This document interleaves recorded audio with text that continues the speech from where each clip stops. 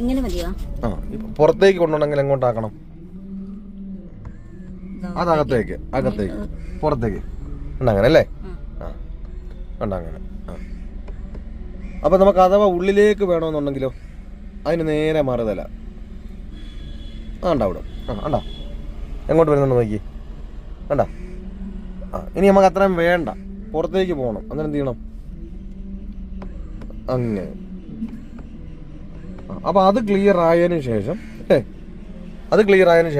എന്ത് ചെയ്യണം? നമുക്ക് താക്കുകയും പൊക്കുകയും ചെയ്യുന്നത് എങ്ങനെ ഉണ്ടാവും അല്ലേ? അതുകൊണ്ട് ഒരു കുരിശിന്റെ 4 ഭാഗം. ഇപ്പൊ നമ്മൾ ഈ ഒരു ഭാഗം ഇതും ചെയ്തു അല്ലേ? ഇനിയിപ്പോ അതിനെ മറുതലെന്ന് പറഞ്ഞതാ ഇതും ഈ താഴത്തെ ഭാഗമോ. അപ്പൊ കടിച്ച് കണ്ടവിടെ അവിടെ നിന്ന് ഇങ്ങനെ നോക്കുമ്പോൾ എന്ത് ചെയ്യും? കുനിഞ്ഞു വരും അല്ലേ? കുനിഞ്ഞു വരും. ആ അത് നമുക്ക് പൊക്കണമെങ്കിലോ അവിടുന്ന് അങ്ങനെ ആ ഒരു രീതിയിൽ ചെയ്താൽ കൃത്യമായിട്ട് നമുക്ക് എന്ത് ചെയ്യാം? നമുക്ക് മിറർ അഡ്ജസ്റ്റ് ചെയ്യാം. ഇപ്പൊ ഈ മിറർ അഡ്ജസ്റ്റ് ചെയ്തു അതിനുശേഷം നമുക്ക് റൈറ്റ് സൈഡിലെ മിറർ അഡ്ജസ്റ്റ് ചെയ്യണം. എന്ത് ചെയ്യണം? ആ എല്ലി കിടക്കുന്നത് അങ്ങോട്ട് ഒന്നുകൂടെ തിരിക്കണം. അങ്ങനെ തിരിച്ചതിന് ശേഷം മാത്രമേ എന്ത് ചെയ്യാവൂ?